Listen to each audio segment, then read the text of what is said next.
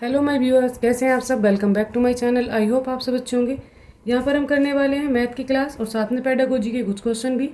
ये practice set कर रहे हैं हम सीटेट अपर एंड प्राइमरी दोनों लेवल के लिए। अगर आप चैनल पर नए हैं और आपने अब तक कोई वीडियो नहीं देखी है तो प्लीज़ जाइए, चैनल को सब्सक्राइब कीजिए और पुरानी सारी वीडियो जाकर देख लीजिएगा। तो देर न करते हुए आते हैं क्वेश्चन नंबर 1 पर। यदि एक संख्या को 98 लिखा हुआ है से विभाजित किया जाता है तो भागफल क्या आएगा। यहाँ पर ऑप्शन दे रखे हैं और हमें इन्हीं ऑप्शंस में से बताना है कि इसमें भागफल क्या आने वाला है। तो उसके लिए हमें करना क्या होगा, जिन बच्चों को मैथ नहीं करना आता है तो मैं बेसिक से समझा रही हूँ। सबसे पहले क्या करना है, हमें इस संख्या को हम लिख लेते हैं 9898 और फिर से है 98। ये 4 टाइम 98 लिखा हुआ है और यहाँ पर लगाते हैं हम डिवाइड का साइन। ठीक है, और किससे डिवाइड करना है, हमें विभाजित करना है 98 से। तो यहाँ पर लिख लेते हैं 98। अब 98 से कितनी बार जाएगा, 91 98 बन जा 98, तो ये 98 हो जाएगा। यहाँ पर कुछ नहीं बचता है। यहाँ से क्या लेंगे, फिर हम ये कैरी कर लेंगे, पूरा पूरा डिजिट यहाँ कैरी करते हैं तो क्या आ जाएगा, फिर 98 आ जाएगा। फिर से जाएगा, नहीं जाता दे देते हैं 0, तो ये पूरा 98 लिख लेंगे। फिर कितने टाइम जाएगा, फिर जाएगा ये 1 टाइम 98 बन जा 98। ये कैंसिल होगा, यहाँ पर कुछ नहीं बचता। यहाँ से हम नीचे क्या लिखेंगे 9। अब नहीं होगा, फिर हम क्या करेंगे 0 बढ़ा देते हैं। तो क्या करते हैं, नेक्स्ट नंबर हम यहाँ पर लिख लेते हैं। चलिए, फिर 1 टाइम जाएगा 98 बन जा 98 हो जाएगा। यहाँ इसको कैलकुलेट करते हैं, यहाँ 0 आएगा तो फिर नेक्स्ट नंबर हम यहाँ नीचे लिखेंगे, ये हो जाएगा 9। अब उसके बाद हमें करना क्या है, फिर से हम यहाँ पर 0 लगाते हैं और फिर से हम नेक्स्ट वाला जो नंबर है वो भी साथ में ही लिखेंगे। 98 बन जा 98, ये क्लियर हो जाएगा यहाँ पर। अब हमें क्या करना है, ये यहाँ पूरा पूरा विभाजित हो जाता है, आगे कोई नंबर नहीं बचा है। तो आप यहाँ से देख सकते हैं कि जो आपका आंसर इससे मैच करता है आप उसको देख लेंगे। यहाँ पर ऑप्शन नंबर सी जो है ये हो जाएगा correct. C is the right answer और ये ही हो जाएगा हमारा आंसर। इसी तरह से आप इसको विभाजित कर सकते हैं। जिनको नहीं आता है उनके लिए बेसिक रूल था। आते हैं नेक्स्ट पर, क्वेश्चन नंबर है 2। क्वेश्चन नंबर 2 में देख लेते हैं क्या दिया हुआ है। यहाँ पर बात हो रही है किसकी, 2750 ml दे रखा है और यहाँ पर पॉइंट दिए हैं, बराबर है किसके, हमें बताना है। तो 1 लीटर में कितना होता है बताइएगा। 1 लीटर बराबर कितना होता है, 1 लीटर बराबर होता है 1000 ml के। तो हमें यहाँ पर करना क्या है, हमें यहाँ पर लीटर अलग करने हैं और ml अलग करने हैं। चलिए कर लेते हैं कैसे। 1 लीटर बराबर 1000 ml, तो 2750 ml कितना होगा। तो इसमें से अलग कर लेंगे हम कितना, 2 लीटर में कितने होंगे, 1 लीटर बराबर 1000, तो 2 लीटर कितना हो जाएगा, 2 गुणा 1000 बराबर कितना हो जाएगा 2000। तो 2000 जो हो जाएगा वो लीटर हो जाएगा। तो यहाँ से भी क्वेश्चन में हमें यही करना है। तो यहाँ से ml अलग करना है और लीटर अलग करना है, तो कितना हो जाएगा, ये हो जाएगा 2 लीटर और आगे कितना बचता है 750 ml, ये बच जाएगा यहाँ पर। तो हमें यही बताना था ये किसके बराबर है। तो देख लीजिए ऑप्शन नंबर जो यहाँ पर सी है, सी इज़ द राइट आंसर, ये हमारा आंसर हो जाएगा। क्वेश्चन नंबर 3 में दिया हुआ है, त्रिज्या बतानी है हमें इसकी। तो यहाँ पर क्या होता है, पाई बराबर क्या होता है, पाई इक्वल होता है 22/7, पाई का मान जो होता है। और एक वर्ग कैसा होता है, उसकी चारों भुजाएं जो होती हैं बराबर होती हैं। तो यहाँ पर सभी को हमने ए मान लिया है। तो हमें करना क्या है, ये बात कर रहे हैं उसके क्षेत्रफल की। तो वर्ग का क्षेत्रफल क्या होता है, सबसे पहले हमें क्या लिखना है, यहाँ पर हमें लिखना है वर्ग का क्षेत्रफल बराबर क्या हो जाएगा, ए स्क्वायर हो जाता है, भुजा की घात 2 होता है, अर्थात होता है ए स्क्वायर। और यहाँ पर दिया हुआ है तो हम क्या करेंगे, इसको ए स्क्वायर इजिकल टू हम क्या लिखेंगे, यहाँ पर 484 लिखेंगे। ठीक है, और ए स्क्वायर है तो हमें वैल्यू जो किसकी चाहिए, हमें वैल्यू चाहिए ए की।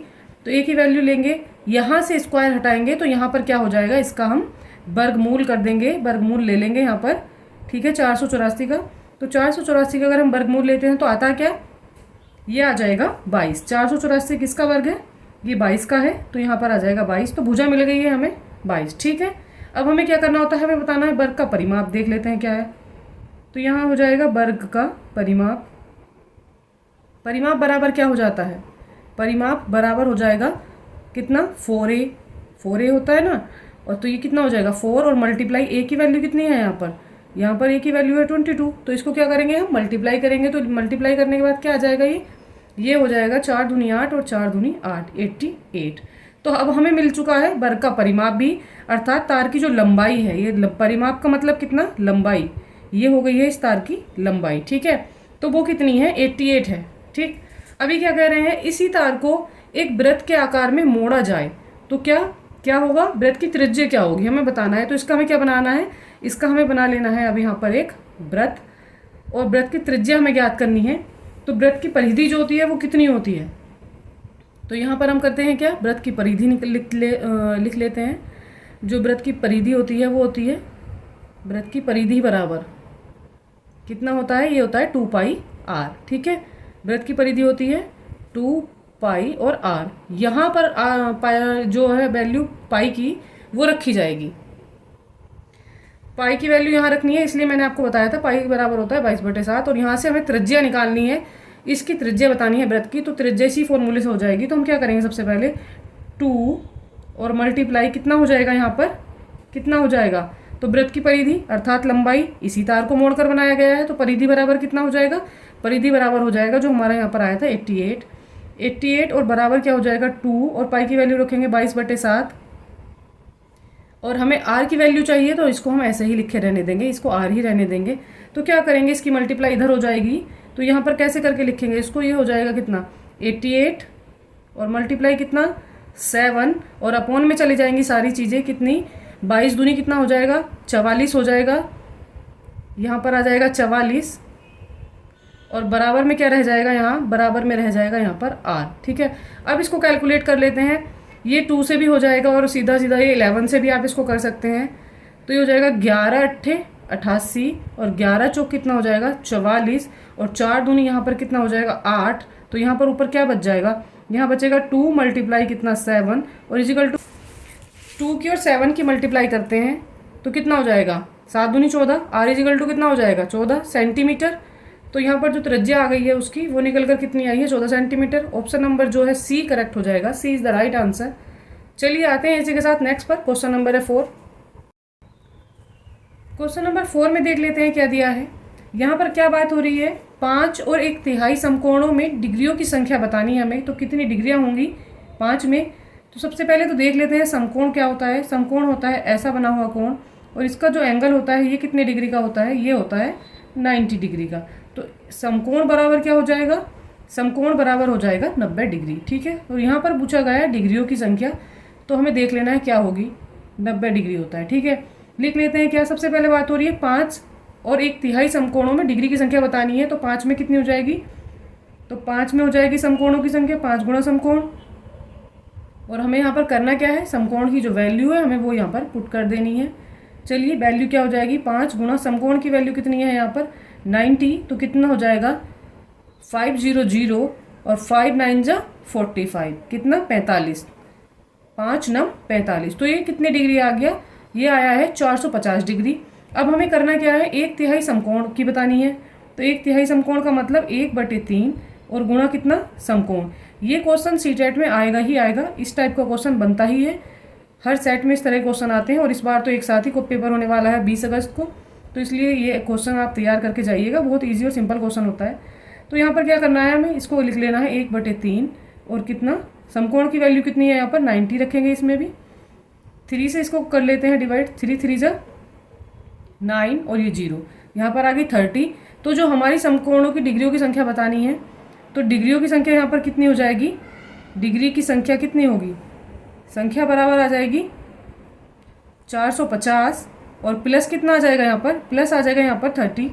ठीक है, इन दोनों को हम ऐड कर लेते हैं तो कितना हो जाएगा, ये हो जाएगा 0 ऐसे का ऐसे ही रहेगा, 5 और 3 हो जाएगा 8 और ये है 4, तो ये होगा 480 डिग्री। तो डिग्रियों की संख्या आ गई है 480। देख लीजिए कौन सा ऑप्शन करेक्ट है, ऑप्शन नंबर सी करेक्ट है, सी इज़ द राइट आंसर। चलिए आते हैं नेक्स्ट पर, क्वेश्चन नंबर है 5। क्वेश्चन नंबर 5 में दिया हुआ है 6 बच्चों ने अपनी लंबाई मापी है, जो दे रखी है कैसे, यहाँ पर लिखी हुई है, और इनकी औसत लंबाई क्या होगी हमें बताना है। ऑप्शन दिया है इसका, ऑप्शन देख लेते हैं। चलिए आइए, करना क्या है हमें इसमें कुछ नहीं करना, बिल्कुल सिंपल क्वेश्चन है, ये माध्यिका वाले क्वेश्चन होते हैं। औसत लंबाई निकालने वाला फॉर्मूला लग जाएगा, इसमें ज़्यादा कुछ नहीं है। इन सब बच्चों की लंबाई क्या करना है, उसको ऐड कर लेंगे।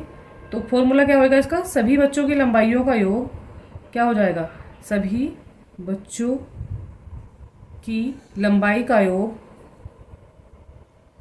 और अपॉन में क्या आ जाएगा, अपॉन में जितने बच्चे हैं उनकी संख्या, बच्चों की संख्या। तो बच्चों की संख्या जो है वो लिख देंगे आप, और इसको करेंगे बच्चों की संख्या चलिए इसको करते हैं कैसे, लिख लेते हैं। तो यहाँ पर बच्चों की जो लंबाई है आप उनको ऐड कर लेंगे, जिनको नहीं आता उनको मैं ऐसे ऐड करके दिखा दे रही हूँ कैसे करना है। चलिए आप करिए, इसको लिखेंगे कैसे। 114 हो जाएगा और पॉइंट कितना है 7, और प्लस कितना हो जाएगा यहाँ पर 102, और पॉइंट कितना आएगा 9, प्लस कितना आ जाएगा 99, और पॉइंट 7 प्लस कितना आ जाएगा, प्लस आ जाएगा 109, पॉइंट कितना आ जाएगा 5, और प्लस कितना आ जाएगा 112, और पॉइंट आ जाएगा 2, और प्लस क्या आ जाएगा यहाँ पर, प्लस आ जाएगा। बस इतनी ही संख्याएं गिन लेते हैं कितनी हो गई हैं।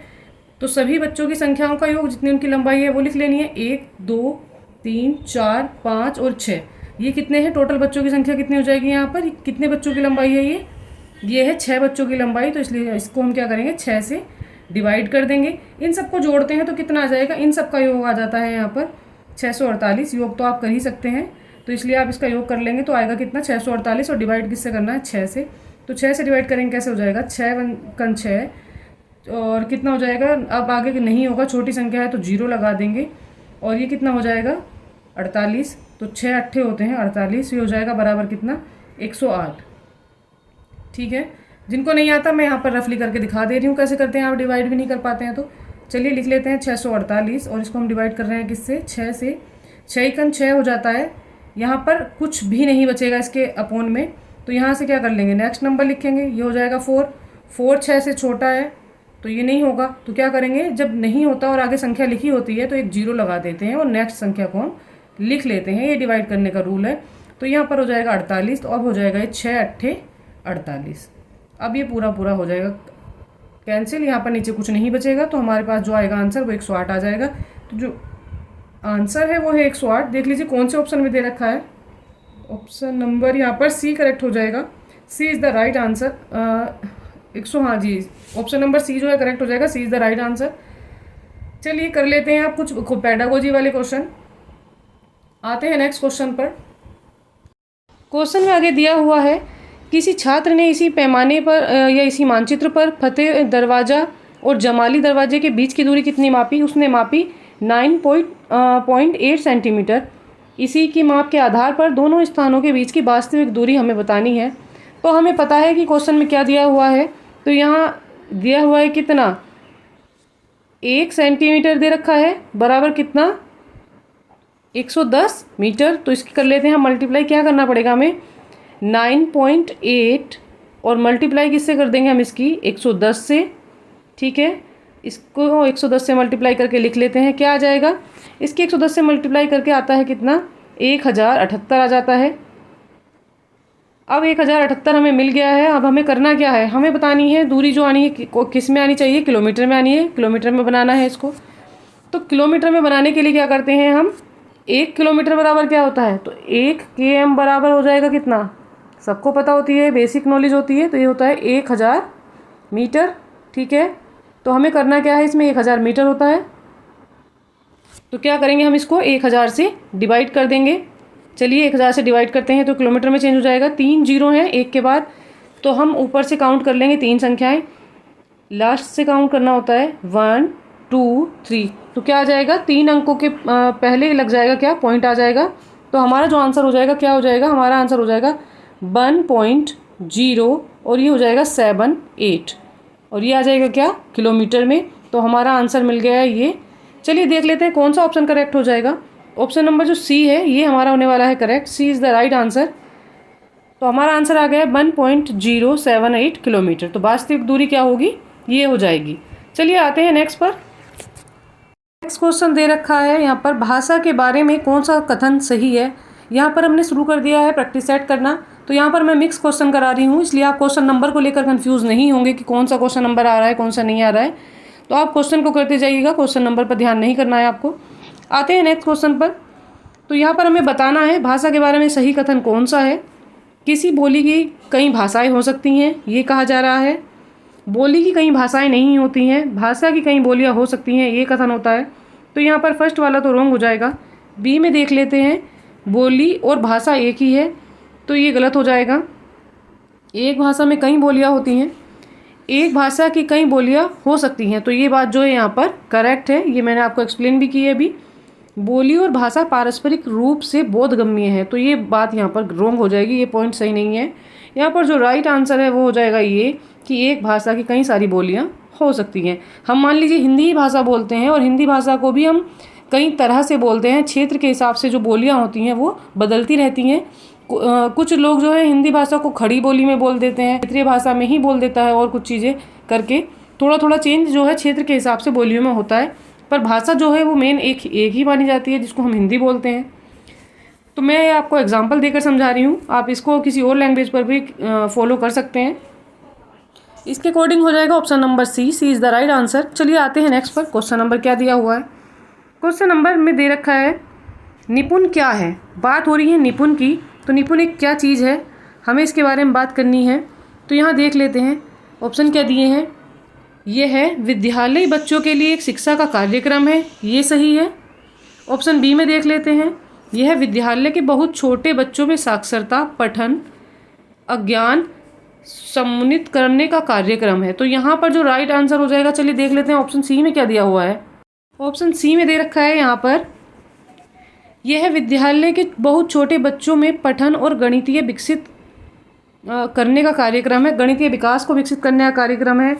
तो ये रोंग हो जाएगा, बात खाली गणित की नहीं हो रही है। निपुण भारत का मतलब क्या होता है, ये आया है नई शिक्षा नीति 2020 के अंतर्गत, और ये क्या है, इसमें बच्चे को अक्षर ज्ञान हो, शब्द ज्ञान हो, बच्चा बेसिक ज्ञान बच्चे को आता हो, चीज़ों की नॉलेज हो।